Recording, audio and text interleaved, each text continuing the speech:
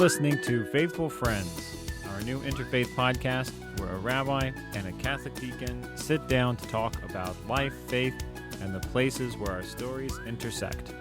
We're not here to debate. We're here to explore, to ask questions, maybe even laugh a little along the way. I'm Anthony Cullen, a Catholic deacon, theology nerd, and teacher of the faith. And I'm Rabbi Chaim Edelstein, lover of Torah, tradition, and a good cup of coffee. So today we were going to talk about ordination and what it means to be an official minister of the Jewish faith and the Catholic faith as well. As we're recording this episode, I am a deacon for, roughly 72 hours at this point. It's fairly new, so I know you wanted to get some of the first impressions, so we have not officially talked about this, even though Rabbi was gracious to come in for my massive Thanksgiving and hear me preach. I heard him preach a couple of weeks ago as well. So we'll be talking about that and what it means to be ordained in the faith. That's such an odd way to hear myself referred to. As we don't usually think of like ministers. Minister of the faith is not a term I would usually use for myself, right? You know, interesting to hear it used about me, I guess. Yeah, same thing with me. I taught my first day of school today, and everyone was correcting themselves over titles and everything, and we're taking it easy. I teach a bunch of middle schoolers, so they've caught themselves, but I'm not going to be a huge stickler on it, at least right away. When you also have, we'll get into this a little bit, but you have new sartorial presentation now as well. So is that as I'm sitting here, Anthony's wearing his gray shirt with the, what do you call that, tab collar? I think tab that's what it's collar, called? yeah. The little white collar, as you see. And so is that an everyday dress for you now? So while I'm doing something in ministry, I should be wearing it. So because my full-time job is also teaching religion to middle schoolers, and I'm really embracing my title and all the duties and accoutrements with it, me and the pastor decided, most days I'll probably be wearing the gray clerical shirt, which is reflected on a new logo. And our new mugs that we got from one of the listeners the other day. He got it for us, little travel mugs with our logos on it. Also an Anthony. Yes, another Anthony, yeah. A lovely gift for us. We appreciate that. A couple of things that I noticed from the Mass that you did. It was the first time I ever went to a Catholic Mass, so it was very interesting for me. I want to say that I tried to be as respectful as possible while I realized I was having a real internal struggle of what constitutes participation, as there are very clearly laid out in our halakha, what you kind of can and can't do vis-a-vis other religions. So definitely participating in another type of, I suppose, worship would be sort of inappropriate for me. So I was thinking, everyone's standing up. Should I stand up right now? What are they saying? You know, what's being said? Because if I stand up, am I being respectful or am I participating in some way? You know, so I kind of had to make a few decisions for myself as we were going. Well, if what they're saying appears in the Hebrew Bible, then I'll stand with everyone, because that seems like it's proper for me.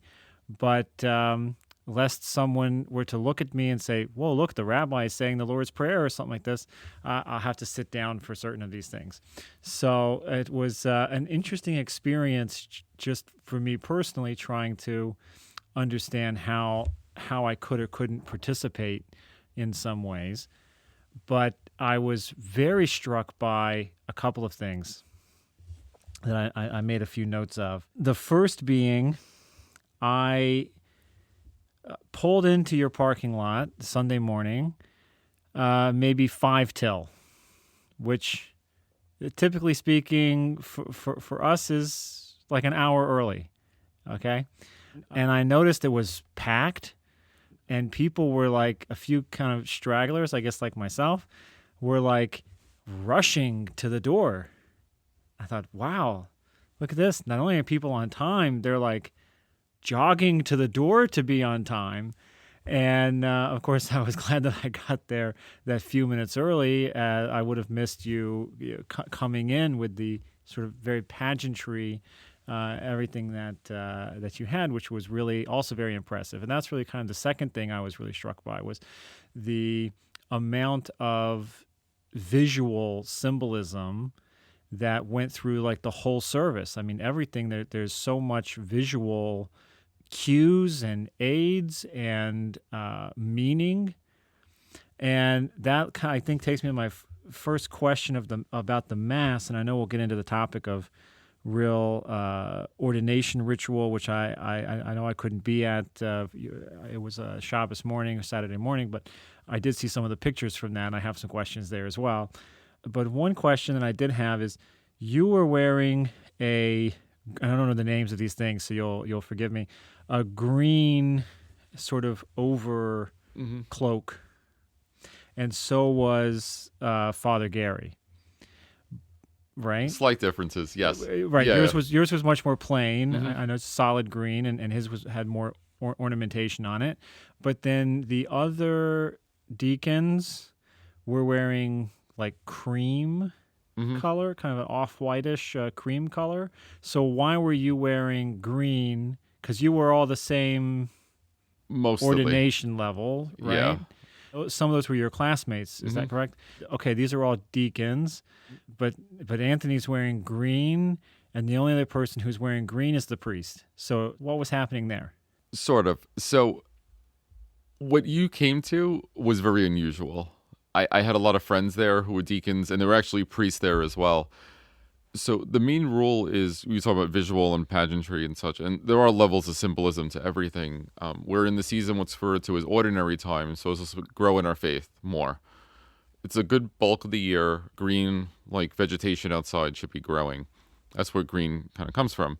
For a Mass where you'll have other deacons and priests assisting out or concelebrating, as referred to, they could wear white. White is a neutral color. For the diocese, the geographical region we're in, we actually have our own vestments, white, and there was like a blue ornamentation around like the neck area. Right. So there were a lot of priests there as well who were assisting. There was supposed to be more, but some had called away for other things. And some of my classmates were there because their first Mass after being ordained was going to be much later in the day. I chose that one because it is usually live streamed, and my family typically goes to that one because they assisted other things throughout the morning.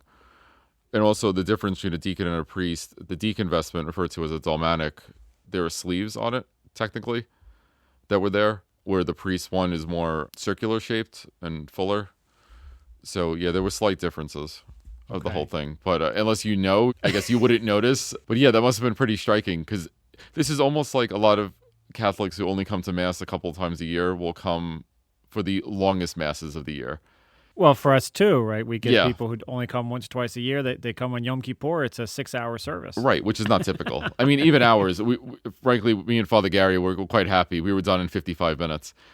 It's usually about 10 minutes shorter on a Sunday. A weekday Mass is about 20, 25, maybe 30 minutes. Yeah, it was definitely a little bit longer because it was me, and not only am I a theology nerd, but liturgy is my thing.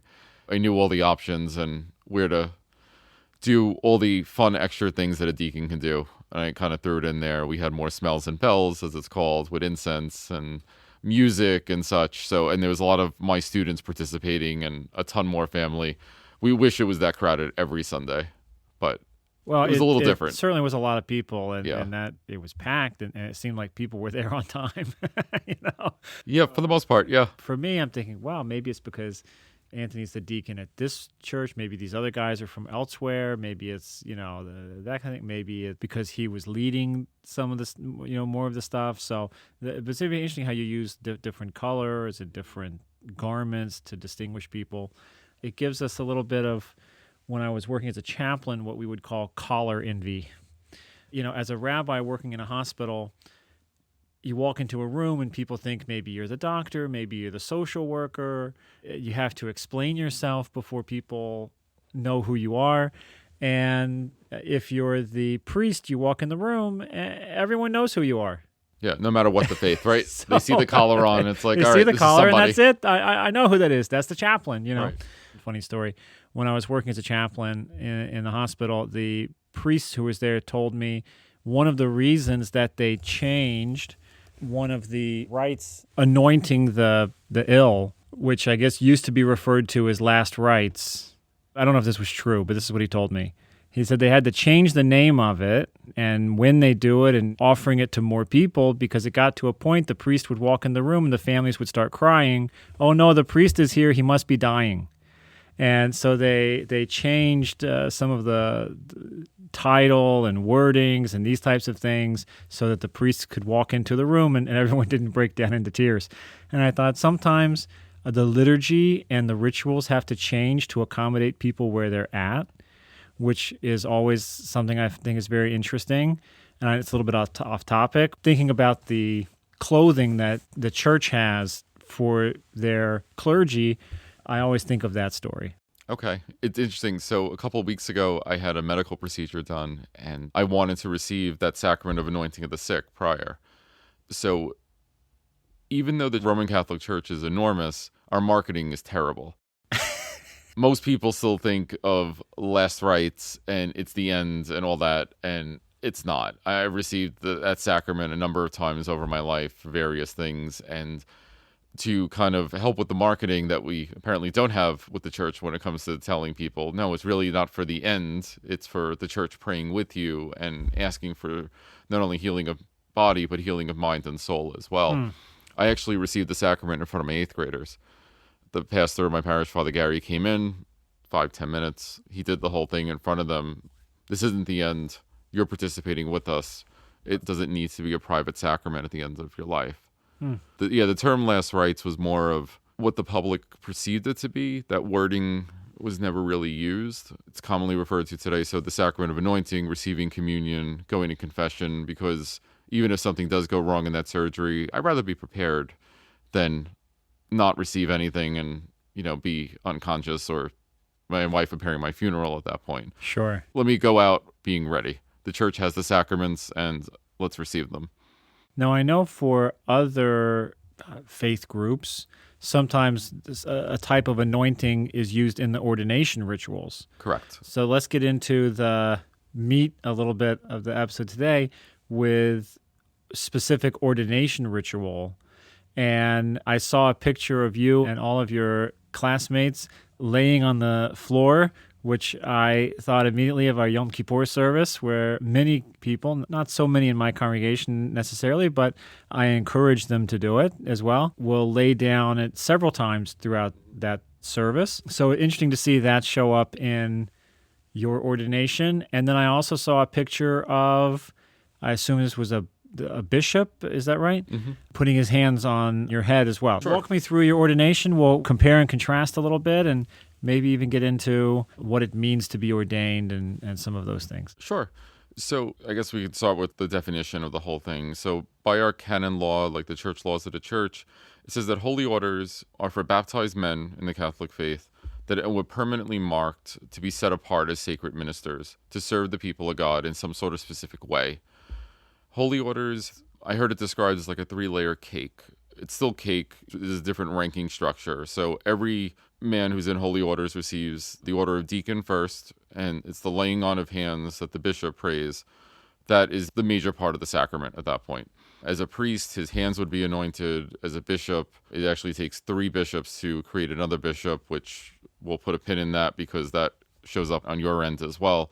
It's the passing on of authority. As Christ passed it on to the apostles, passed that authority on, then they passed it on to additional bishops. They needed some help, created deacons, and then the priesthood shortly after to bring the sacraments that Jesus tells us about in the Gospels to the people of God and to serve them.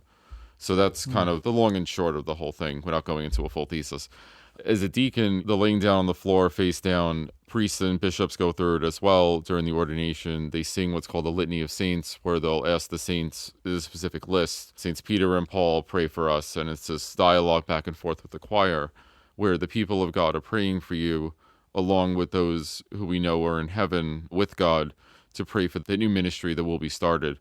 And as soon as we get up is when the laying of hands happens. We get up, we go to the bishop, and who lays his hands on us. And then we're vested with the stole, which is that strip of cloth that goes straight down or diagonally as a deacon to show our authority as we're administering the sacraments and serving the people. No, I got to go back to clothes for a second. Okay, because the bishop has cool clothes for this too. We gotta hit him. So the stole. Uh-huh. Perhaps a number of folks would be familiar, especially as there have been a few more TV shows and movies and things nowadays depicting Jewish life, not always the way I would depict it, or not always entirely accurately, I'll caveat. I won't say which ones. But we often see the tallis kind of small, folded like a stole. Okay. Especially, I guess, in the Reform movement. Which is actually how the logo came out now that we're talking about it. It's okay. All right. Yeah. Just notice that. It's fine. That's not how I wear my tallis. My tallis is much bigger than that. I'm tall, so mine's quite large. Many people could use it as a blanket. It's a large piece of cloth, and it's more kind of folded over the shoulders style. I encourage people, wear the biggest tallis you can. Like if you're going to do it. Right? But I also noticed that Father Gary had it under this other garment. Correct. And I know that in the Protestant church, it's usually just a robe of some kind and then the stole. But then I noticed, okay, wait a minute. I'm pretty sure that those little fringe spots are the stole underneath a garment. So why is that worn sometimes underneath something and then sometimes not? So why don't we kind of go backwards with the clothing? So the first vestment we would put on, without going into all the traditional ones, and there's other layers into this, would be the alb. And that white garment that even an altar server would wear is supposed to symbolize purity and to remind us of our baptism coming into the faith. Some men wear a cincture, that rope around the waist to symbolize like chastity to their state of life, to remind them of that. See, we would wear a girdle. Okay. More popular in the Hasidic world nowadays, although there are also plenty of people who are not Hasidic who have the tradition of wearing a belt during times of prayer, and a couple of different traditions over what that looks like, but it's often just a long strip of woven or maybe knitted type of material, and wrap it around a few times and not really tie it in a knot, more like each side sort of gets tied, and then they wear that during different times of prayer. Okay. So we also have a belt, and one of the reasons is to separate your head and your heart from the rest of your body. Okay. Now, there is a joke, some listeners may get, some may not, but the Hasidim separate between their head and their legs, but the Litvaks, who always wear a tie, they separate between their head and the heart. They're very rational. Okay. All right. I see where you're going with that. Yeah. They're very rational kind of people. So they cut between the head and the heart. And the Hasidim, they do the head and the heart together, and then kind of the rest of the body. I guess it's funnier in Yiddish. Yeah. No. that makes sense. Huh. So the stole would be the next one. And the deacon, it goes from the left shoulder, covering the heart, and tied off on the right. The priest would wear their stole straight down, as the bishop does today. At one time, the priest would actually wear it crossed across his body, and the bishop would go straight down because he was considered the fullness of holy orders, because he has received all three levels. If you take a close look at the pictures from my ordination, you can actually see the bishop wearing the dalmatic that I was vested in under his outer garment of the chasuble. So the priest wouldn't wear that, but the bishop ideally would have when he celebrates mass, he would have a deacon and priest with him as well, because he is all of the holy orders. He's received everything at that point. It's a subtle thing. Not many people probably noticed it, but I showed some of my students today on a couple of pictures. You can see the very simple dalmatic that I was eventually vested in. He had a white one under his chasuble. And then, of course, he has the hat. He has the funny hat, yeah. It's called the mitre, symbolizing he's the head of the church, so it looks like a church steeple. Typically, they're white. Some guys wear color-coded, but typically you would see them in white with various forms of ornamentation on it.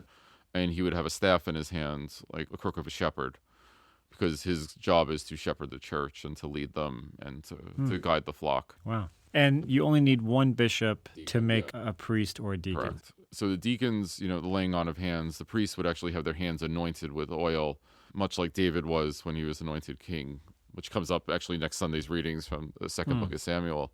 Their hands are anointed because they are ordained for a sacramental ministry, they can do significantly more than a deacon could. So as a deacon, I'm able to baptize the faithful, witness marriages. And for sacraments wise, that would be it, apart from certain blessings I can do as well. What's referred to as a sacramental, not a sacrament, to help the faithful person be closer to God. That's why we bless things. So like today I had a slew of rosaries and other crosses and other such things that I was blessing at school, because that, as a deacon, I'm able to do. Huh. Yeah. So you can like consecrate certain items. We say bless for the certain items. Bless. Consecrate is actually something a little bit different depending on the sacrament or what's being blessed to a different level. Okay. Yeah. The only time we really use kind of that terminology, it comes in certain English translations of the Talmud. There are discussions about if you have dedicated an animal or food offering to the temple, certain translations will use the term consecrated. Okay. That animal was consecrated. It was set off to the side and to be used for the temple. When we bless something, that object also can't be disposed of when you're regular trash. As we're sitting in Rabbi's library, he has boxes and boxes of items to our left where Word of God, blessed items and such. We do the same thing where we have to dispose of them properly in the ground and not with general trash because it is blessed. Like that rosary that I blessed for one of the kids today, if it breaks or whatever, it really should be disposed of in a proper manner. Now, what is that manner? Buried. Just buried also? Essentially would be the best. Yeah, or put into a fire respectfully, not to take it apart that way, but it is being disposed of in a proper manner. Most specifically, we're concerned about the Hebrew four-letter name of God. That definitely you have to be very respectful of. Something like the tefillin, like what do you call these things? The prayer boxes. Well, I hate this term. Some people go, tefillin, phylacteries. And it's like, great, let's use a Hebrew term that no one knows. Let's translate it to a Greek word that no one knows. Right, which shows up in the New Testament scripture while wanting phylacteries. And it's like nobody has any concept of what that is. No one knows what that is. You really need to look into it. But these black little boxes, inside of them are parchment scrolls that contain sections from the Torah. Those also you would have to bury respectfully. Some people think that the tallis has to be buried, but it actually doesn't. If a tallis gets beyond the point of use, you can cut the fringes off the corners, and then you can, I say, double wrap it and be nice to it. You don't want to put it with all the food scraps and let it get dirty and disgusting type thing, but you can sort of double bag it and you can just dispose of it that way. Because otherwise, we get 100 boxes of stuff in here that has to be buried. So there are certain things you do and certain things you don't. But I didn't know that something like a rosary or something like this, that you would have to do those certain things. And again, we find something that we have to do the same way, right? Yeah. And scripture is the same way. If we have a Bible that's beyond repair, the binding is gone, we really should bury it and not just toss it out with Sunday's leftovers. Yeah. Run it through the shredder or something like that. Yeah. Try not to. Yeah, it's not. It doesn't feel right. No. Yeah, it just doesn't feel right. So I'm intrigued by this idea that how powerful in some way like a bishop is too. I know it's not the topic, but it is on topic, I think, that one person can make someone a deacon or a priest, but then I know you said that it takes 3 of them to make one of them. Correct. 3 bishops to make a bishop. That is very similar to how we do it as well. Yeah, just before we get to that, it does take 3 bishops to make a bishop. However, it's by the authority of the Pope, who has to approve that person. It's not something. Yeah. So I know we have a difference we have a hierarchical system, and Judaism doesn't to this extent. Well, certainly not in my movement. Certainly not in my movement. So we brought my 6th graders over to see you recently, and you mentioned that you don't have a boss like a bishop. But yeah, if some guy goes rogue, I have a board. You have a board, which controls your paycheck as well. Yeah. So if a bishop decides to go rogue and he wants to make some new guy a bishop or a new guy a priest without any sort of authority, that's schismatic. You're going against papal authority. That's where we get a lot of those 35,000 or so Christian denominations, because they went off and did their own thing. There's a process for the whole. So the Pope would have to approve, but then you would need 3 correct bishops to carry it out.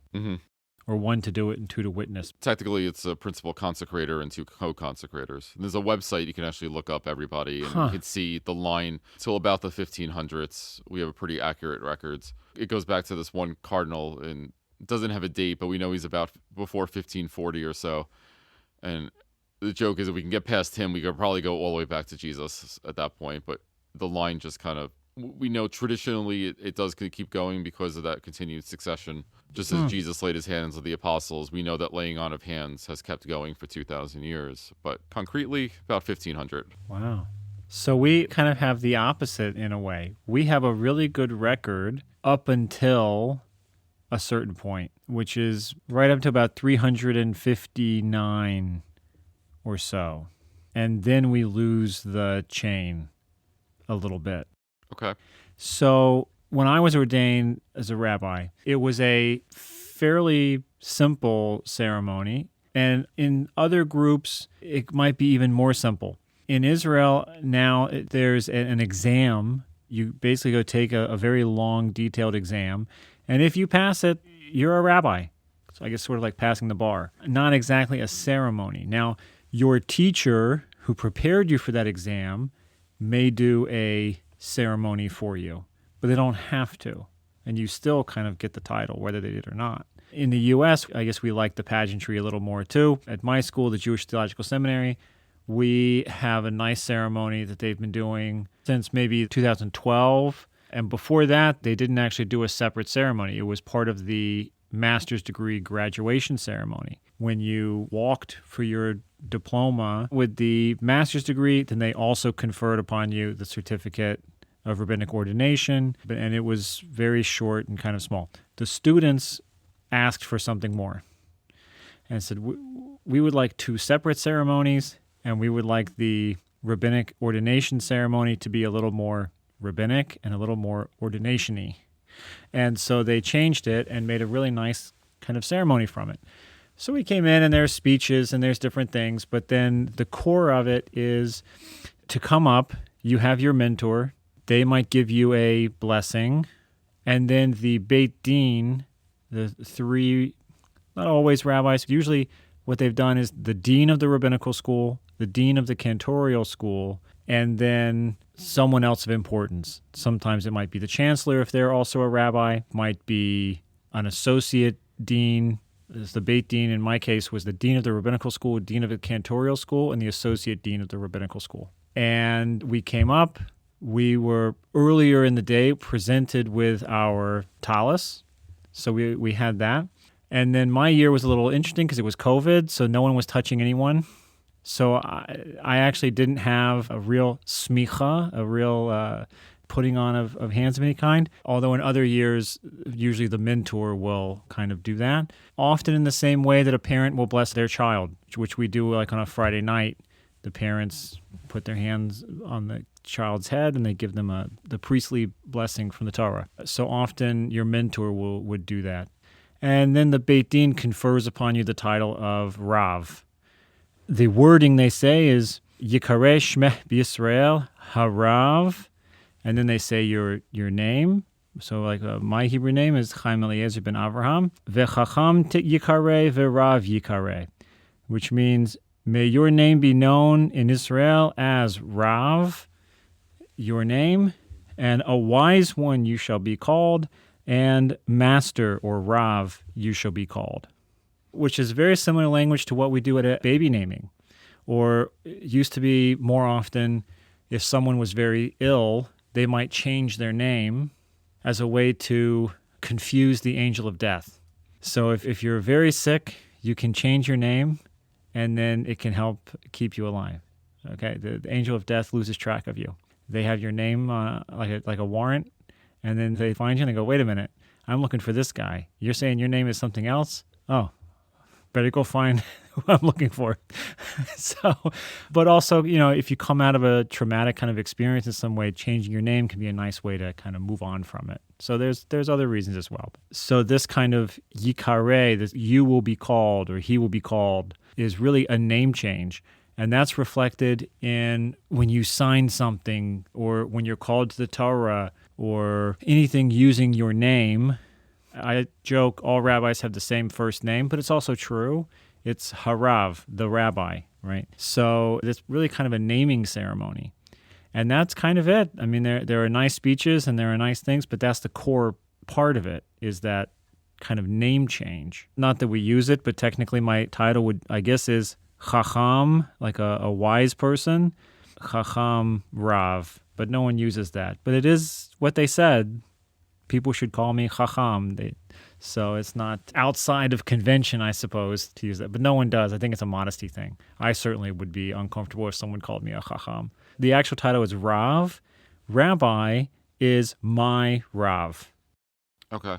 So the possessive ending on the term makes it my Rav, my master or my teacher. But also I think it's a master of subject. You're now expected to be an expert in this area. It's not a long ceremony. It's not a particularly pageantry-filled ceremony, which is why when I was seeing some of the pictures from yours and thinking, wow, they're like laying on the floor, they're kneeling, and they're doing all these different things. I was very curious about it. So what happened in your ceremony? So the whole laying on the floor, you're, a half hour, 45 minutes in already at that point. That tiring? You got to lay down and take a little nap. Yeah, essentially. Yeah. Not terribly comfortable, but yeah. I have been looking forward to that part for a very long time. Glad that happened. Everyone was able to get down and get up without assistance, which is nice because that's always a worry. Yeah. Especially with deacons, we're all various ages. I'm definitely on the younger side, but knees give out as they get older. So there were a number of promises I had to take, including praying the liturgy of the hours, praying the Psalms every day. I'm now required to. There's a promise of living to the state of life I'm in, which I'm a married man. I'm expected to continue that. If I was not married, there would have been a vow of celibacy at that point. There was a big sticky note over that, so he wouldn't say it during our ceremony. We were all married. I think our wives would have been a little annoyed. So if you are not married and you become a deacon... That's it. Yeah, you can't get married at that point. Ah, interesting. So now that I received the sacrament of holy orders, it goes back to the first church you were baptized in. They're the master keeper of your records. So before I even started the program, I had to get a copy of my records from Brooklyn to come here to also prove the fact that I was never ordained prior, or if I'm married, it's declared on that statement saying that I am. Wow. But if I was in seminary looking to be a priest as a final goal, I would have taken the vow of celibacy, but also the back of my baptism certificate would have had I wasn't married. And at that point, ordination goes back there. They record it. Anthony Cullen was ordained on November 15th. So, I mean, God forbid my wife dies first, I would not be able to get married again in the church. Really? Yeah. Yeah. Huh. And certainly if I got married outside of the church, it's a whole other set of issues. That'd be a whole different... Let's not even go down that road. And of course, there's an asterisk on everything. There are ways for permission and such, but we don't need to go down that canon law road at this point. So I guess the idea is if you're single and you are invested enough to become a deacon, is it assumed at that point that you'll go on and become a priest? There are few men who they feel God is calling them to be a permanent deacon. It's not what they want. It's what they've discerned that God wants them to do. Most permanent deacons are, so by law, you have to be over the age of 35. If you're married, the marriage needs to be established. Usually your children are a little bit older. Not always the case, but 35 is always the minimum age for that. If you were on a priesthood track, this would have been 6 months or a year as a deacon, depending on where you are. Is that like a temporary deacon? It's referred to as transitional deacon. Not that anything in the ceremony changes. The ordination is exactly the same, but they have the intention of then within the year, most likely, God willing, they would be ordained a priest. Wow. Huh.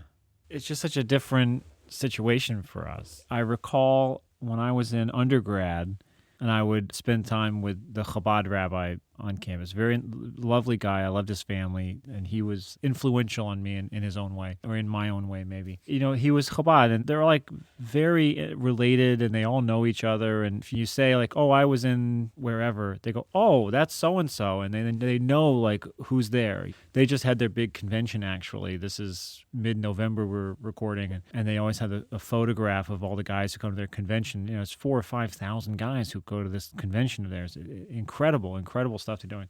But I seem to recall him saying at one point that, I don't know if he was related to or he just knew the Chabad rabbi in the Bahamas, but he wasn't the full rabbi because he wasn't married. So he was just kind of temporarily the rabbi. He wasn't really full on because he wasn't married yet.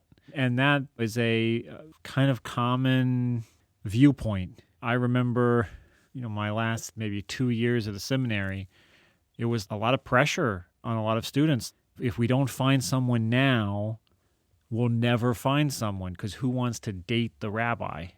So it's almost like you got to find someone when you're just a student, because it's more palatable to date the rabbinical student than it is to date the rabbi. And then not only that, but rabbis work long hours, and you can't date a congregant. That's extremely complicated and just not something anyone should do. So it's like a big rush, and sometimes or not a rush, but a pressure to try to get married, or to find someone to get married to before you take a pulpit. With the rabbis not married, how are they going to talk to people about their marriage, and they're looking for guidance? How are they going to talk about it if they don't understand it? It's a common question on our end. Like, how do you talk to a priest who's not married about your marital issues? The deacons being in this permanent state, as I am now, is relatively new to the church. Again, it used to be, it fell out of practice a very long time ago. Like, early church had it. But in 1970, after the Second Vatican Council, the church had a little bit of a development in theology, some reform, and the permanent diaconate was put back. The deacon is almost seen as having one foot in the secular world, one foot in the clerical state. So it's more of the bridge. Very few are like me who work full-time for the church. You know, they're doctors, lawyers, whatever, out in the world. But they do all the deacon stuff.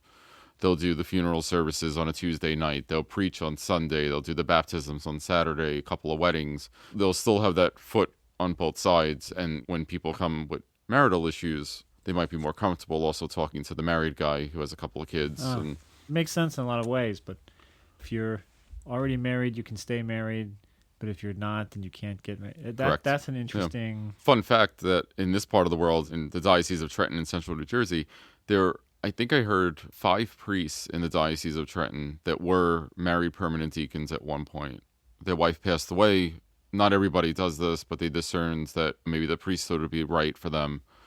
And they went for holy orders, part of the bishop. They had to probably finish a degree or two to get some more education, because the degree that I have is relatively new in the program. Not everyone had a master's degree before ordination, like my class did. But yeah, some of these priests have grandkids. They're there. Wow. They run a parish just like every other guy. And what was the rest of the ceremony like? You came in and there was some liturgy, I'm sure. Yeah, there was the presentation of the candidates. So it was announced from the pulpit, the ambo, that these men have gone through training. They're ready for ordination, presented to the bishop. We had to, like I said, agree to these promises, prayer, chastity, things along those lines. There's a number of those we had to all agree to. There's promise of obedience to the bishop and his successors. So we literally went up to him, knelt before him, and he put his hands around our hands. Rather sternly. It's like, do you promise obedience to me and my successors? And we had to say, I do. He's not going to be around forever. So it keeps going down the line. So whoever the next bishop is and other bishops of the world, we have obedience to them. I'm not saying that he can tell us that we're going to the furthest parish from our house and that's where we have to serve. And, oh, by the way, it's in Creole. And there's some back and forth, but we are servants of the bishop. Which is a hard call. It's like, all right, we want you to dedicate 5-6 years of your life in training to the rest of your life in servitude with no pay and, you know, all these other stipulations, like you can't get married again if your wife passes away and all this other stuff. And it's rough. But 2 classes behind me, I want to say is 17 guys right now. Wow. It's dramatically increasing. Last year, I was at Philmont Scout Ranch, and I was talking to some of the chaplains who were Catholics, and it seems like there had been a big shortage of priests. And, of course, we're having a bit of a shortage of rabbis as well. There was an article that just came out from a big survey that was done that basically said there's not a shortage of people who want to be rabbis. There's a shortage of opportunities for them to be able to do it, which was interesting, like affordability and time commitment. If the program is 5 years, like my degree in ordination was 5 years, but I also did a year in Israel to get my skill level to a point where I could do it. So I was 6 years in the program. 6 years is a long time to become a rabbi. Okay, so maybe there are people who it's a second career. They would love to be a rabbi, but doing 6 years, that could be half of their real workable years left, depending on how far into their first career they are. And then the expense to sink $100,000 into an education that, again, if you're like second career, which we're seeing a lot of people who want to take on now, that can be extremely prohibitive. So maybe not a shortage of people who want to do that, to fulfill that role, to serve people, but seeing obstacles to doing it. Do you think that's why now you're seeing larger classes of deacons? Like, oh, well, I got married, but now I'm feeling like I want to be able to do this work. Oh, well, maybe I could do this program and be a deacon. I can do some of that work, but I don't have to change my family situation. I don't have to change my life this way, and I can still do some of that stuff I wanted to do. Is there a shift there? So the shift, for what I'm perceiving, what I'm hearing, is the deacon program is significantly improving since the current bishop has come in. It never used to be a master's degree until less than 15 years at this point. The training has gotten significantly better. The preaching has gotten significantly better that we're coming out with. We're more polished, I guess, on some levels. I certainly don't want to insult anybody that listens to this, but this is just what I'm hearing. And the optics are becoming significantly more. So there's more support from the pastors to send more in. Everyone has skin in the game. We divide the cost between the diocese, the parish, and the individual. So there's money in it, but it's not $100,000 either, which is good from my end. Yeah. But every pastor supports in different ways. My pastor has been amazing. I've been working in the school, teaching. I'm able to assist at liturgies. Not that deacons are big altar servers and just with another colorful thing to wear on the outside, but we are there to teach to the people and set the example. And we are seen at a higher level, even though we try to be as humble as we can. But also that one foot, like I said, in the secular world, in the clerical state, you're kind of seen on both levels and try to be more relatable to people. And I think it's changing in a very positive light, especially in our diocese over the years. But even the priesthood, there's still an uptick. We have a great vocations director. He was there. He's also in charge of the deacon program. His name is Father Calavito. He was one of the other priests that were at the altar with me. More and more guys are going into the seminary. There's a better vetting process at this point. So they're coming in, they're staying in, and hopefully, but for us, depending on where you go in your state of life, you need an undergrad, you need a master's degree. It could be up to 8-9 years. It's a long time. Yeah. If you already have an undergrad, significantly less, depending on how many philosophy credits you had, but it's still a very long time and a commitment. So one thing I noticed, I was corrected on this. I'll tell you what I said. I'll tell you why I was corrected. I was talking with someone else there right after the service. I said, was there a girl altar boy? And they said, well, altar servers now, we say. I said, that makes sense. But I was surprised to see 10 or 11-year-olds, I guess, helping with everything. And I was very impressed with these kids. I mean, they knew exactly what they were doing, and they moved with great purpose and respect. I mean, it's really quite something to see, like children taking these things very seriously this way. And they clearly had put a lot of time and rehearsal of doing these things. And I said, wow, I didn't know girls could do that too. That's not the image you see from media or old movies or things like this. And then I was also surprised when you were doing the wafers. Oh, distributing the Eucharist, yeah. Yeah. And here came a woman who was helping with that as well. Okay, I can explain all of that in a second. And then also you had 2 young women who read from the scriptures. I was very, I guess, struck with the egalitarianism I was seeing. Wow, there's a lot of women on the, what I would call the bema. I don't know what you call your raised... The sanctuary, yeah, with the altar and the tabernacle and the seats. Yeah, the Holy of Holies would be that. Yeah. So what we would call the bema. You know, a lot of women involved. So then as you're talking about an uptick in ordination of deacons and of priests, do you think it's on the horizon that women will be included in different ways? Or are there opportunities for women in ministry in these ways? Is there a woman equivalent of a deacon? Prior to the 1970s, men of the ordained state and altar boys were absolute. There was no changing that. The early 90s, it was officially approved that altar servers would be the correct term, depending on the bishops, and women were allowed to assist at Mass. Women as cantors, as those doing the readings, that started in the 70s, not a problem at all.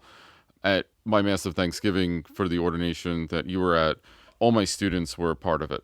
You saw more altar servers than people have seen in years. Oh, okay. Okay.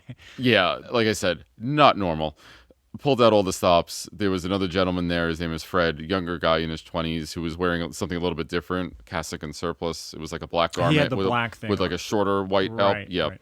Fred is amazing. I've known him for a while. I didn't know there was more of a liturgy nerd out there that was not an ordained minister than I. He's a whole other level. Everything was precision. He guided them. I knew I didn't have to worry about them if Fred was around. So that's why I recruited Fred. He's not even from my church. He's from a different parish down the road. Regardless, the girls who read were amazing. They're two of my 7th graders. But I did handpick who I wanted for this, and I did want the inclusion there. Women do certainly have a role in the church. As ordained members, that door, I want to say, was officially closed in the early 90s by Pope John Paul II. Men are the ordained ministers of the Catholic Church. Without going into it and getting myself in trouble, he closed the door on it completely. I mean, the whole married side, that, might change. Who knows in whose lifetime? There's always debate back and forth over that one, because that's a tradition of the church, not necessarily an official dogma or a teaching.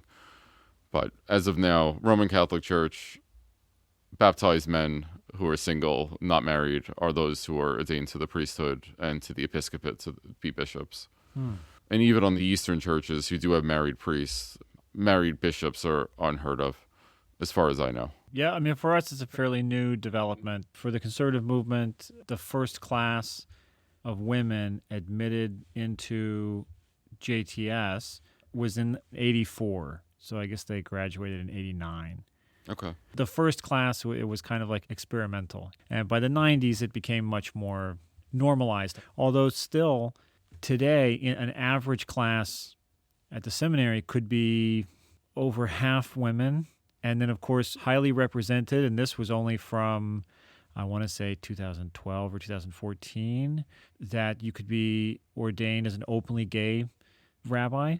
By the time I was admitted in 2016, that was fairly new at that point. By the time I graduated in 2021, any average class, you had wide representation, LGBTQ, women, men, non-binary. It's like everyone, which is beautiful, in my opinion. It's great. But when we think about how new that is in the long term, widely accepted as being the first woman to be ordained in the United States was in 1972. That was Sally Presand. And then there's a debate if the first woman ever was either a German woman, Regina Jonas, who was in 1935 in Berlin, or possibly there was a woman who was the head of a yeshiva in Kurdistan in the late 16th century, and her name was Osnat Barzani. Maybe the first one was in the 16th century, but maybe it was in 1935. That's how Huge gap. odd it was. Now, do you think it was just she had to pass an exam and she would have had the title, or was it a formal ordination of laying on of hands and a name change? I It seems like there's two different have to sides. admit, for Barzani, I don't know. I'm not as familiar with her story. For Regina Jonas, it was a formalized ordination. She was formally ordained by a school in Berlin. Okay. And then Sally Presand was a very official, I think she was in the Reform movement, and that was in 1972. That was Hebrew Union College's Reform movement. So that was a very formalized ordination, the way that they do it. And then it wasn't until the 1984 that the conservative movement admitted a class of women, and then 5 years for them to graduate. So they're pretty solid 10 years behind. So this is interesting to me. It's like it's very new for us to have women be involved formally in that kind of a way. I know now from our conversations, from spending a lot of time with the Catholic chaplains a couple years ago at Philmont, I've heard that also I don't know the terminology here, the female religious orders of nuns are becoming much more popular again. And a lot of women now, younger women are going into this. I learned it because at Philmont a couple years ago, there were 2 nuns who went backpacking out in New Mexico. They were wearing white habit, I guess you call it, with the backpack and everything. Good and for it was a them. very striking image. And so I asked some of the guys about it. I said, these nuns, they're like 30 years old, these women. Yeah, it's becoming much more popular. So within their orders, they also have to have male priests to do anything for them, right? For the sacraments, correct. And that's kind of that. So female religious orders, like male religious orders, there are men who are brothers who don't pursue ordination. We have a local high school called Christian Brothers Academy. Well, CBA isn't just the title. It's really an order of men who dedicate their lives to teaching and living in community together. The same thing with female religious orders. Every order has a different charism or flavor of Catholicism, whether it's teaching, serving the poor, healthcare, living a monastic life behind walls, something that I'm interested in on the side. But yeah, everything's just a little bit different. And the orders that are flourishing, especially today, are the more conservative ones that remains in a habit and actually have that outward sign of being dressed as something new. They die to their old selves by taking a new name. Well, that's interesting. Yeah, I know. That's exactly why I mentioned that. Yeah, we do that too. You die to your old self and you take on the new name that Not your order just the gives Pope. you. No, we do. Yeah, a couple of times it happens. You embrace this new identity almost. Now, did you get a new name as a deacon? Deacon. No, nothing for this. No, we wouldn't do that for this. If I answered religious life, certainly there would have been a new name. I'm sure I would have picked one of those orders, more conservative on certain things. Which one do you think you would have gone to? The Trappist, very monastic, that would have been something. There was a couple that I was actually playing with at one point. This one priest that I know, very academic guy, I knew him as a brother before he was ordained. They gave him the name Simeon, and it was a joke with it because he had entered the order very young in life in his early 20s, left, got married, doctorate, full academia career in university out west. And then he came back, seeing that his wife had passed away. He had kids and everything at that point. And they named him Simeon because in the Gospels, Simeon is one who was told by God he would see the Messiah and he wouldn't die until he did. Well, he's now back. He's there. He knows his life has come to an end. He's much older now. Saw him recently over the summer when I was there. We had a good conversation about it. But it struck me. They did it as a half joking, but very scriptural reference as well, naming him after this gentleman who was living in the temple to an old age. He was there when Jesus was presented 40 days after his birth for his naming. So very, very, very scriptural in there. Well, I always feel like no matter what we talk about, there was always so much more. Absolutely. I'm sure you had some other notes on things. I had some things from the Talmud about ordination of rabbis. I guess I'll just share one classic story. There is a line of succession for rabbis that classically was understood to go back to Moses. Okay. Of course, Moses, we call Moshe Rabbeinu, our teacher, our rabbi Moses, that he ordained, in a sense, Joshua. We use the term smicha, which means to put your hands on, basically. So he gave the authority to Joshua and also to the judges. There were 71 judges that were helping Moses with these issues. And it really seems like rabbis originally were sort of lawyers more than religious. Right. It's more interpreting the law. Right. You're really sort of just a lawyer. So there were the judges, and there was Joshua. And then it goes to this whole kind of line, and it comes down. And that, historically, we can look at different archaeological things, different textual things. And now it seems like most likely the earliest kind of rabbis as we would know them were probably end of the Second Temple period. Really, from the time you get some of these named rabbis, we find in the Mishnah, Pirkei Avot, Hillel the Elder, and his Conrads. And then it goes until, maybe the mid-300s. During the Bar Kokhba revolt, which was 135, 36, the Romans outlawed ordination. And they said anyone who ordains someone will be put to death. Anyone who gets ordained will be put to death, and whatever town they are in, there will be all kinds of massacres and different things. So it was extremely dangerous. So at that point, and there's a great story in the Talmud that I'll share about this. So they said anyone who ordains, anyone who is ordained, and the city in which they were ordained, any of the judges in that town will all be killed. So there was a rabbi whose name was Yehuda ben Bava. And it says that he went and sat in between two large mountains, which was in between two large cities, in between two Eruvs, the Shabbos boundaries. So he's like in no man's land. So no one can be blamed for what he's doing. And he ordained 5 students: Rabbi Meir, Rabbi Yehuda, Rabbi Shimon. Shimon, of course, is Simeon. Okay, Rabbi Yossi and Rabbi Elazar ben Shemua. And then another rabbi says that Rav Avia says that maybe also Rabbi Nehemiah was among those. So then the Romans find them. However they knew, they had spies, they had different people, they find them.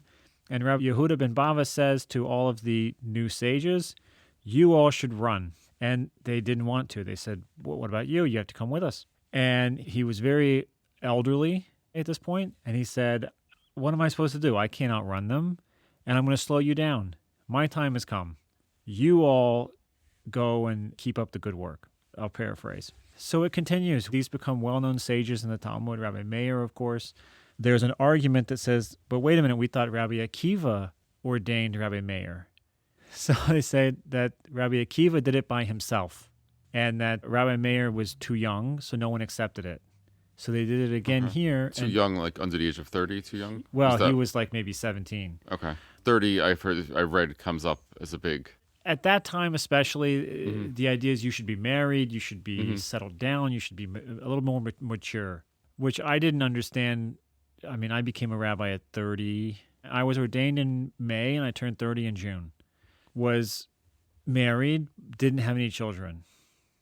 And then when we had our son, my wife and I, you grow up a lot when you have kids. So I said, I guess if I'd had a kid sooner, maybe I would have started off a little better, a little more mature, kind of a thing. So you grow up a lot the first year or two you have a kid. That's the main goal there. One of my classmates who was much younger than the rest of us was ordained at 26, 27 maybe. And within, I want to say a year or 2 years, also had a kid. So he's young, but he's very mature and is a great rabbi. But, he was ordained in his mid-20s. That used to be much more common. The age itself is not as important as the life situation, I think. But there was a question, can one rabbi ordain someone as a rabbi? And here it looks like, well, here's a story of a guy who makes 5 rabbis. Now, is it because it was a time of great need he was allowed to do that? And within the Talmud itself, they say, no, look, there were 3 people there. It just only names him because he was the most important one. But of course he had 2 other guys with him.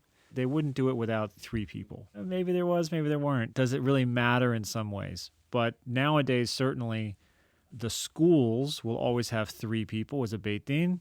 There are sometimes people who would do what they call private smicha, where like one rabbi will ordain their student. They're more or less accepted depending on who you ask and who that is and who the student is, and it gets complicated. But most of the institutions, you'll always see 3. The line of succession was kind of broken at that point, and what we call smicha now, many people will argue, is not actually smicha, that we may be rabbis, but we're not the same. And in spirit, I think that we're the same and sort of trace the lineage back. I guess there's the spirit of the matter and there's the maybe historical facts of the matter. So a question that has come up is, I guess, what would be your definition of what is a rabbi ordained to do? Well, I think that nowadays in America, rabbis have taken on a much more pastoral role and are seen as the religious leaders, for whatever that means. I always joke that in Israel, even the janitors are rabbis, but I had a friend in Israel who worked nights as security guard at the Israel Museum and then became a rabbi, but kept his job at the museum because he liked it. So I mean, security guard, I don't know if it's that different than being like a custodian too. You're a custodian of security, I guess. But, so in some ways it's not really a joke. It's true. Interpreting Torah, translating it into something that people can understand and find meaning with, providing the support for them, encouraging them to continue to learn and to grow, challenging them is difficult, and a lot of people, I think, don't do enough. I think many people are not as receptive to it as they could be, but you have to push people a little bit. I feel strongly that a rabbi's job is not to placate people, it's to push them a little bit. You shouldn't always come to Shabbat or to a holiday and feel just warm and fuzzy. You should be made a little bit uncomfortable. You should be pushed a little bit and challenged to grow. Because if you're not growing, you're diminishing. And we should be pushing people and challenging them to grow and to learn more, to do more. That's the really important parts for me. To be there for people in difficult times, to celebrate with them, to facilitate for them. If I understand correctly, unlike in the church where you have to have a certain level of ordination for certain of these things, like I understand you can do a funeral now, right? You could do a wedding. Now, I did have a question on that. A lot of weddings, isn't there also the Eucharist? But it's a mass, right? You don't always It doesn't do have that. to be a mass. Ah, okay. So, funny enough, I don't know why this has never come up before until I was teaching a bunch of 12-year-olds. I realized the only sacrament that for you to receive, not for it to happen, but for you to receive it, that requires a mass is holy orders. Everything else can be done. You can receive the Eucharist in a hospital or at home. It doesn't have to be done in a mass. We can bring the Eucharist to you. Baptism usually is outside of a mass. Marriages could take place outside of a mass. The theology behind it is, like for a wedding, as you were mentioning, the church is a witness to it. The ordinary ministers are the actual couple. They're the ones exchanging the vows. They're giving consent. The church is there to provide a witness to the whole thing. But that's a very Western You're theology. Facilitating the ceremony. Correct. So the term for a person who officiates a Jewish wedding is a Mesader Kedushin, the person who organizes the sanctification. It's essentially what we do. A nice way of saying the MC. Yeah. Right? Because really anyone who is knowledgeable in how to do it can do it. You don't have to be a rabbi. You don't have to be a cantor. You can be really kind of anyone. You have to know what you're doing.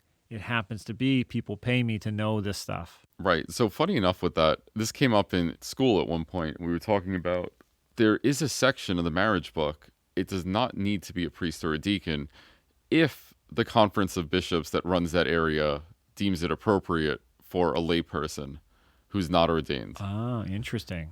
It does not happen in the United States. I'm not even sure why it's even in the book because it is such a rare provision. I don't even know why it would happen, but it can because the ministers really are the couple. The same thing with baptism. Technically, Rabbi, you could baptize somebody in case of an emergency if your intention is for that person to become a Christian. Interesting. Usually that's more of in a hospital setting. A nurse would, as long as they use water and the right words. Huh. And then we essentially finish all the other stuff with the sacrament later on. We actually had one recently, and it was the first time my pastor had ever done one before. Without going into the detail, there was an emergency with the child. They did a quick, valid baptism at the hospital, but then we anointed, we did the readings, the candle, all that other stuff back a couple months later when the child was well enough, which was a good thing to do. Yeah, that was there great. There are certain things, right, to do the communion, the Eucharist. Yeah, it has to be a priest. To do the Eucharist has to be a priest. Most of where I learned these things, I guess, is from film or from television, perhaps. Yeah. That like a lot Catholic of Catholics too. wedding would include that. If it's two Catholics, it would. For example, if we knew a couple, Jewish bride, Catholic man, whatever, I would have to get permission, but you and I could both go to a wedding hall, and there's ways to make it work. I couldn't. Or however... so someone else, perhaps. Wherever you would normally do a wedding, there could be a way to blend certain things. That's a deeper conversation But later. you as a deacon... doing a wedding, and let's say it's two Catholics, it's in the church, everything is usual, and they wanted to take the Eucharist. Am I right? You could serve it to them, but you can't make it an actual Eucharist, right? Yeah, there actually is a version of it. It's a wedding outside of the Mass with distribution of communion. So, yeah, the Eucharist is reserved in the tabernacle. The extra hosts. So the priest already did that. So the priest did that on Tuesday. Which to me seems like kind of magic type ritual of, I'm not trying to be disrespectful to it, but the belief is it really does change, right? Correct. Like this is it's a really powerful kind of a thing. Like in some way, it makes sense to reserve that for someone For the who sick is, and who can't be there. Yep. but also the doing the ritual should be someone who understands what they're doing. Correct. Right? You don't want just anybody doing that because it seems, from my perspective, it's like a really powerful kind of like magical in a respectful way kind of ritual that's happening. So only the priest can do that. Correct. But then you could serve it. I've never heard. Yeah, that's actually a great way of putting it as a deacon, because we are ordained to serve. Essentially, yes, there's a way to fit it in. If that was the case and there wasn't a priest available, they really wanted me to be the officiant of the wedding. Yeah, there absolutely is a way. From your perspective, being a deacon now, how is that changing how you see yourself and your position, and how is that meaningful for you? Or maybe what was the most meaningful part of becoming a deacon now? And maybe also what are you most excited about in this role? That's such a loaded question. You want to do a whole episode on that? Yeah. It's spreading the faith and leading by example, almost. I mean, the collar means nothing in and of itself, but it's become noticeable that the kids do respect me. They have that connection. Like you mentioned, there was a dozen or so altar servers and all those kids doing things at that first Mass. We had less than 10 active servers in total about a year ago. And wow. They want to get more active in the church. And, it's more than just checking off a service hours box. They're realizing it. And as I train them, I tell them, it's like you're literally on the other side of the altar and you get to see everything else. It's one thing that I told you in class on a PowerPoint or just a lecture, this is what happens. Now you're physically touching that gold chalice and you're bringing the bread and the wine to the priest who's offering the sacrifice for you and for everyone else. And they get a little closer and they get a little more understanding. And it's something that I found as a 8th, 9th, 10th grader. I got closer and closer to the church for that reason, because I did know some of the clergy. I became very active in my church, and seeing what happens on the other side was really special. And being able to pass that faith on to so many more people and see them come out, and you as a complete outsider noticing it.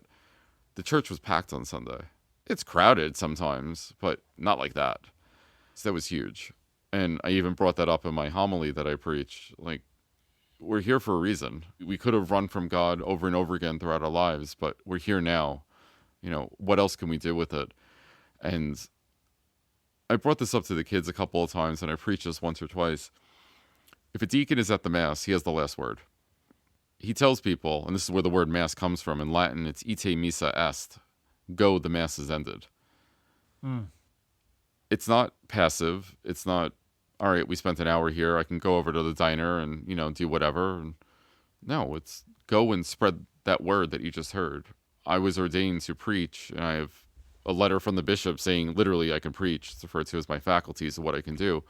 It's to explain the word of God like you have and tell the people how to digest what we just heard. That gospel we heard on Sunday was not a warm and fuzzy. Jesus was telling people to go against each other, and it was rough. When I first saw it a couple months ago, it's like, really? You put me on this week? And it's like, wow, that's going to be rough. How am I going to do this? But I've already heard people still talking about what happened and the reading and how it related to them. And it's like, all right, I guess I landed the plane and you guys got something out of this, but hopefully they went and told other people. And I think they have, because I'm hearing third hands from so-and-so heard this, or they watched it on YouTube and they're talking about it. And it's like, okay, I guess I did something right. But that's the point. It's really a verb at the end of the Mass. It's to go, really tell people what just happened. Don't be a jerk about it, but, I heard this today, or, the priest was wearing red because it was this saint who died, and, this one who did this, or today's a weird feast day. It celebrates the dedication of the building of St. Peter's and St. Paul outside the walls in Rome. It's like, well, that was weird, but I think I kind of explained it during my homily. Hopefully they go out and say something about it. That's the point. Well, that's what you spoke about when asked about it. So it seems like that's something you're really excited by. And you spoke very well with a lot of polish. I certainly think that your community has gained a great addition to the team for the clergy, and I hope that they use you well. And now I guess we'll conclude with a question that we had that the deacon will now, we get used to calling you this, so the deacon will now explain the question, which actually was one of the first questions I asked, and then it was asked again. Someone sent in a question. So the question I had, of course, was, why does the Pope wear a yarmulke? And then it came up again the other way. Why do Jews wear the hat the Pope does? So Anthony has brought in, he's holding here as well. Remind me what this is called in Italian, right? Yeah, it's Italian. It's called a zucchetto. And they're color-coded little skull caps. It translates to little pumpkin, as I found out more recently. But it goes by rank of clergy. So the Pope wears white, a sign of divinity, pureness. That's why he wears all white, among other things, tradition about why, but we won't go into all that. Depending on the rank of bishops, they're red, they're purple, they're violet. Priests could wear black. They don't. It's been a suppressed vestment. There's really no need for it at all. But it developed, from what I read, because clergy used to receive tonsure, where part of their hair was cut. Like what you typically see of like a medieval painting of a friar with a bald spot. This essentially covered the bald spot. Disney's Robin Hood. Yeah. Friar Tuck. Mm-hmm. So he was probably a Franciscan monk. So friars are just those who beg for their food, their money. They take poverty. Dominicans are friars. There's a bunch of other orders that are friars. But yeah, it developed over that. Bishops still wear it today. They wear red. Well, color-coded. That's cardinals wear red. Cardinals wear red, which you don't have to be a bishop for. We won't come into all the rank structure, but so like the bishop at the mass. So he's a bishop. He has his color. It's more of a purplish color. The only time he removes it is during what's called the liturgy of the Eucharist, where essentially the table is set for dinner, and now it's time to pray. The hat's removed. All the priests gather around as humility under God. Like he's taking it off to be essentially first among equals at that point. Which is interesting because we do the opposite. You do the opposite, right? You cover your hair. Time for dinner, put it on. Exactly. I got a black one for free with some order. I didn't remember what website it was. I was like, what am I going to do with this? Then we started a podcast. So I've worn it a couple of times here.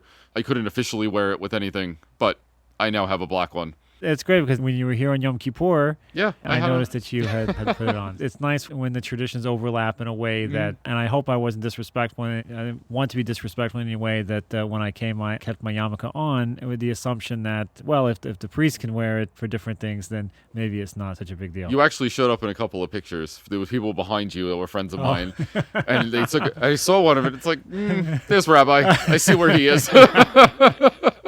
So it's such an interesting question. Of course, it always comes up. Many of my congregants have asked the question, why does the Pope wear a yarmulke? Now we know it's the zucchetto. Like, is that like a zucchini? Is it the same, squash? Same word, basically? Yeah, so little squash. So pumpkin, little pumpkin. And it's 8 panels. I think you said yours had 6. We kind of analyzed this. Yeah, yarmulkes are usually 4 to 6. Yeah. Why do Jews wear the yarmulke is the other question you might ask. That was a great story. There was a long history of Jews recently. wearing different types of head coverings. From a turban, you see pictures of like the Rambam, who was from Spain, who lived in Morocco and then in Cairo, and he wears like a turban style hat.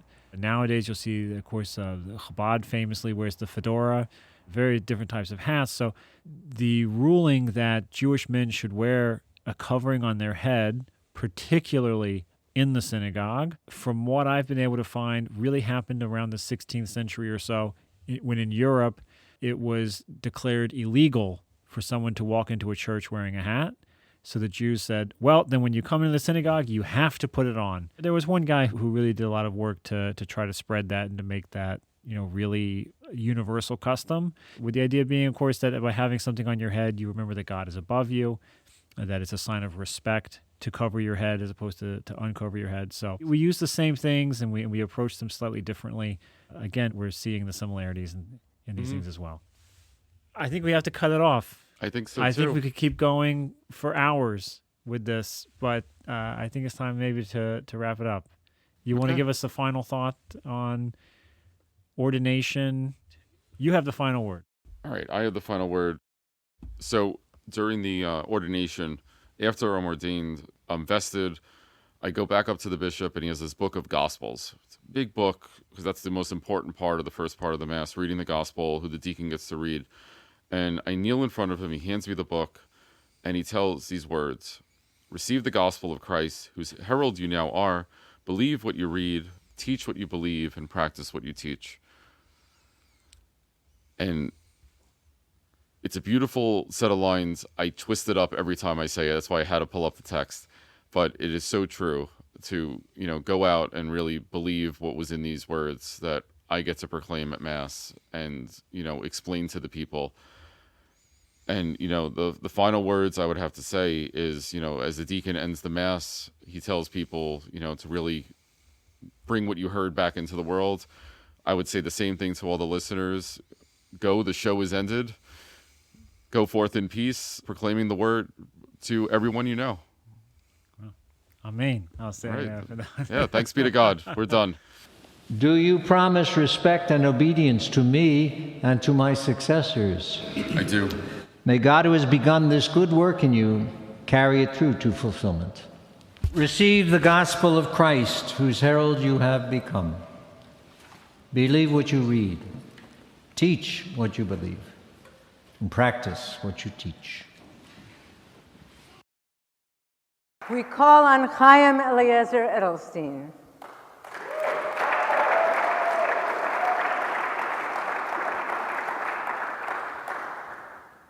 Yikareh Shimcha b'Yisrael, Harav Chaim Eliezer ben Abraham v'Sara, v'Chacham Yikareh v'Rav Yikareh. We bestow upon you the title Rabbi Chaim Eliezer Edelstein. Be a wise rabbi in Israel. You can send us an email at friendscast@gmail.com. You can send us a voice memo on our Instagram, faithfulfriends_podcast. We're on Facebook now. All of our stuff will be linked on the RSS webpage. A big thanks to our producer, Evan Feist, and we'll look forward to seeing you next time. All right, thanks a lot, Rabbi. Appreciate your time. Thank you. Deacon Anthony. Maybe it's time to wrap it up a little bit. Sure.